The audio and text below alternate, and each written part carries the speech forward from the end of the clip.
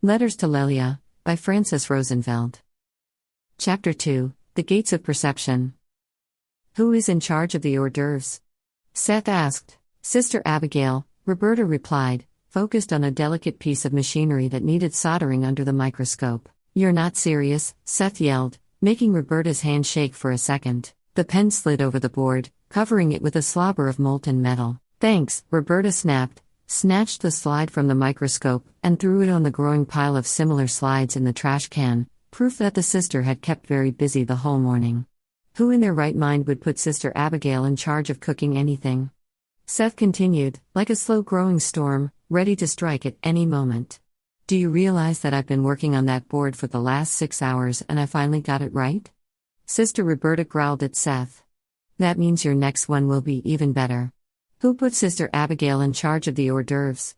Seth asked, deadly calm. What do I care? Why don't you ask Lily? She's managing the festivities, Roberta replied, eager to see Seth go away. If the frustration of having to sit through a whole day of wisp rhetoric doesn't get us, the food is sure to, the leader said, leaving. She went straight to Sarah's apothecary, where the latter was trying to escape a growing group that was trailing her with a list of demands and modifications wherever she went. I see you found me. Sarah expressed her displeasure. I thought I was better company than that. Seth protested, offended. You were. Now every time someone approaches, they have a request. What is yours? The redhead pointed out. Who put Sister Abigail in charge of cooking? Does anybody other than me think that this choice was made specifically to spoil the event? Sarah was familiar with Sister Abigail's cooking and waved her head sadly. Abigail had no task when the list was sent to Vlor for approval, so she was assigned by default to the only job left, Sarah explained. Why don't we ask her to do something else and let Sister Jessie take care of the food? Seth asked. It's too late. The assignments have already been approved. It would take another month to get this through the channels, and we only have 23 days to the event, the redhead explained naturally. And all of this makes perfect sense to you, it seems? Seth continued her chain of logic, as if talking to an incapacitated person. Has everyone here lost every drop of common sense? It is procedure, Sarah continued, obfuscating the leader even more. We are not eating Sister Abigail's cooking. Even if we were willing, it wouldn't be advisable. Remember last time? Seth spoke mellifluously. She was referring to a particular bean soup recipe that had engendered gruesome side effects for a whole week on their entire group. Due to the resilience imparted by the purple genes, all the sisters made a full recovery, but Sister Abigail was forbidden to touch a frying pan going forward. Many of the sisters swore off beans altogether after that event, and considering their very long lives, that spelled serious commitment. Sarah nodded again, in agreement. Who is going to not give us food poisoning during the blessed event? Seth asked, calm. Sister Jessie can coordinate the kitchen staff, but we have to have Sister Abigail's name on the official record. As I said, not enough time to get another approval. She's going to have to be in the kitchen at the time, too. Sarah continued. Seth looked her in the eyes with an icy stare. Do you understand that I never put up with this nonsense? She asked the redhead, who did understand. Lily is really squeezed. The wisps are pretty adamant about adhering to a set course of action. Please don't make us go through another 7-layer cake of approvals. Sarah begged, staring at the leader, almost in tears, in the hope that this new bureaucratic nightmare could miraculously be avoided. I must have lost the gift of eloquence. I thought I made myself clear, Seth continued, deadly calm, but throwing thunderbolts with her eyes. Sarah's hope sank in a puddle of wretchedness and she threw herself on the window seat, dejected. She decided to approach the issue from another angle. What if we skip the appetizers altogether? It's not like anybody is going to be hungry. Anyway, besides, with the dragons there, it's going to be difficult to keep the food uncovered. We can serve beverages, some light refreshments. Sarah attempted a diversion. Seth stared at her blankly. No, the wisps don't even need food. They're going to be floating around blended together like a vat of cotton candy, Sarah protested. Not everything is about the wisps, the leader replied. Take care of it. Why me? Sarah asked. Why don't you ask Lily? I have enough on my plate as it is. Handle it, the leader said and left. Sarah was reluctant to walk back to Lily's office, especially after the previous day's outburst, and dragged her feet all the way there, trying not to feel any unpleasantness over the situation. It's not like this was a life and death situation. She couldn't understand why Seth was so adamant about having her way, Besides, she was sure everyone would be way too nervous to eat. She had to give it to the wisps. Their fusion clouds were the vision of a lifetime, and the fact that one of their own was going to participate in one seemed surreal. Sarah couldn't help wonder how creatures so advanced chose to maintain their society in such an administrative nightmare. She mumbled to herself all the way to the solenoid room about the second circle's rules, Abigail's inability to cook, and her own penchant to avoid confrontation at all costs. Who cared? It was just food after all. She realized she was going to have to stop by Abigail's place and let her know she wasn't going to do any cooking, and she felt awkward about the whole situation, even though Abigail was probably not going to care one way or another. She groaned at the thought of having to sit through another 2-hour session with the mobile assembly and justify the reasons for the personnel change. Landing Bay, Terra 2, July 4, 3245. My darling, I never told this story to anyone until now. It is one of those life-changing events that divide your days into between and after, and the person I became as a result didn't feel comfortable discussing it. I decided to share it with you, to maybe help you realize that not everything in this life is meant to be understood. I was a bit of a daredevil in my youth, living defiantly and always looking for the next challenge. As luck has it, I got word that a spot had become available on a safari expedition to the Serengeti, and the news made me bounce off the walls with excitement. This was exactly the kind of activity I used to plan my life around. I left in a hurry, with only one small backpack and a change of clothes, and the trip unfolded uneventfully from the moment I landed in Dar es Salaam until we embarked on the all-terrain vehicles.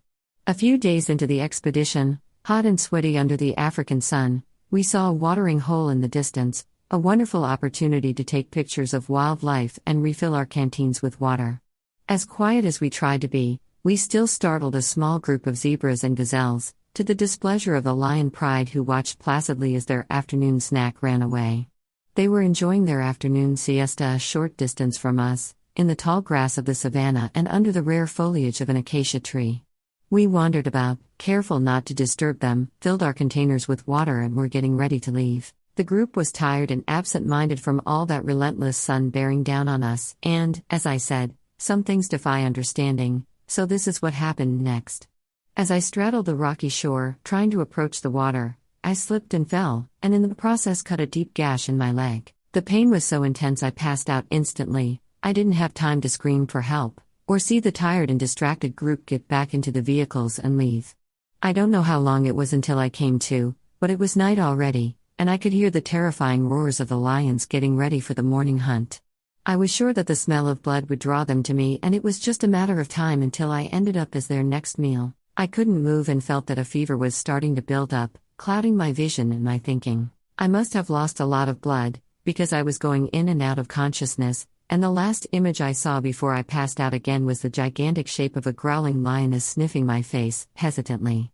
A strange sensation woke me up at noon, and upon awaking I noticed that I was laying comfortably on a bed of flattened grasses, in the middle of a group of resting lions, and the large lioness from the night before was licking my wound. I wasn't well and felt the fever rising, and then passed out again. I knew I was going to die. It wasn't possible for me to survive without medical attention, food or water, and the fever drove me into mottled dreamscapes, in a halfway place between life and death, where I could see both but experience neither. I had vivid visions there, extraordinarily beautiful visions of creatures whose countenance I couldn't even describe, whose features were melting in the intense blue light of their being, multifaceted and fading in and out of reality and living in dimensions not available to the human senses. I felt their infinite love, their concern for me, and in my feverish dream state watched them debate my fate. They stopped every now and then to see how I was faring, and I got scared, because I thought I already died and it was my judgment day, and maybe it was. I will never know, will I? But I was also mesmerized. I couldn't take my eyes off of their surreal beauty, whose simple existence engendered bliss. Every now and then I woke up, startled by the rough tongue of the lioness licking my wound, or her grabbing me by the back of my shirt and carrying me to the water and back, growling softly to encourage me to drink. For days I went back and forth between that extraordinary world filled with beings of light and the weirdly cozy nest of my adoptive lion pride, and in my feverish mind they seemed one and the same somehow, and because of that I felt safe. The roars of the lions didn't scare me anymore. I heard their growls and saw their graceful movements in the moonlight, and knew that I was protected among them. The fact that I got better was in itself a miracle. I don't know how that happened and can't explain it, other than divine providence, and as my strength returned, the world beyond life slowly faded.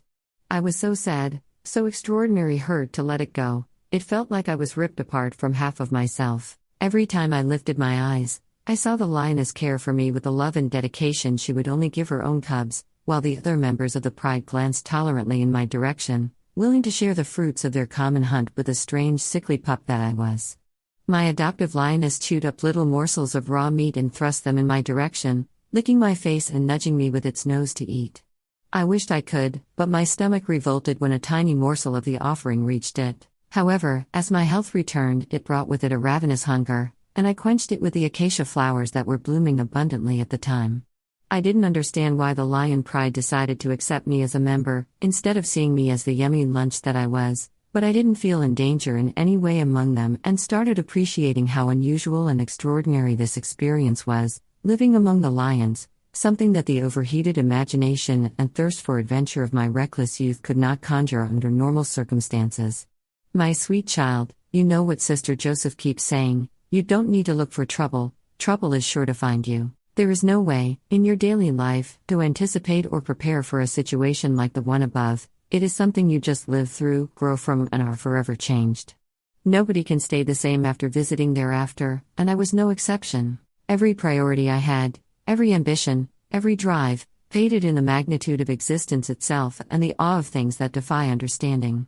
It almost felt normal living among the lions, so I had no inclination to leave, but I was a grown-up cub, and it was time for me to explore my own trails. The pride moved on as I set out towards a thicket of trees in the distance. I don't know why I picked that direction, but I was sure in my heart it was the right one, and that proved to be the case. Before parting, my adoptive lioness jumped and placed its front paws on my shoulders, almost crushing me under her massive weight. As I looked at its majestic bearing, almost 7 foot tall as it was standing in front of me, I realized how lucky I was. It could have squelched me with a pat of its paws, or killed me with one bite if it ever wanted to.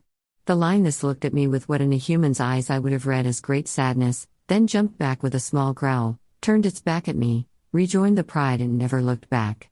There I was, walking completely alone and exposed through the tall grass of the savannah while small herds of wildebeest, gazelles and giraffes passed me by, oblivious.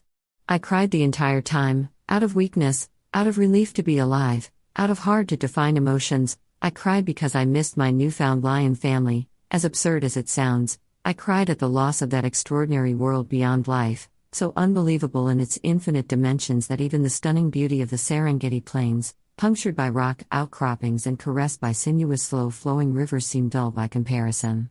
I was still crying when I reached the small clump of trees, and crying when the rare trees turned into a jungle, whose vague, unmarked trails led me to a small Maasai village.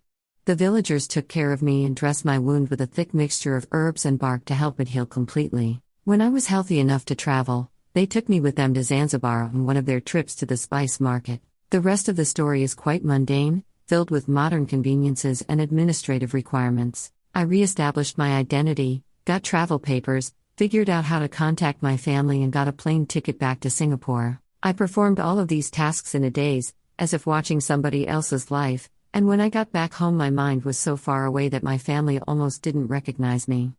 Upon returning I tried to pick up where I left off, but it all felt fake, like wearing someone else's life, someone whose personality you neither click with, nor admire.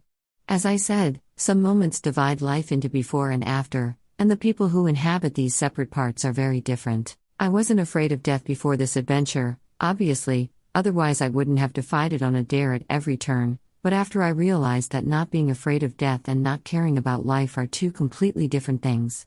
I could not shake the vivid visions from that feverish state between life and death. I couldn't believe that experience was for nothing, just a random meaningless occurrence. I wanted my life to count for something, even if what I saw might have been just a wild firing of neurons and massive release of endorphins at the approach of death.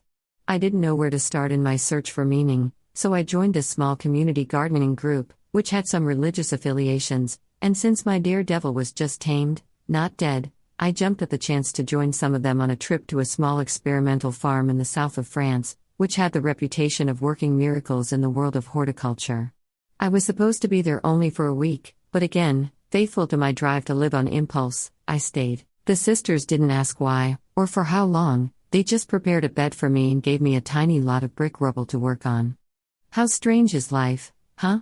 You know, it's a good thing to plan your future, but if you plan it too tightly, you won't leave any room for really extraordinary events. Whether that is a good thing or a bad thing, it is for you to decide. Be blessed, my dear, and may God grant you the fulfillment of your life's purpose. Devotedly yours, Sister Abigail.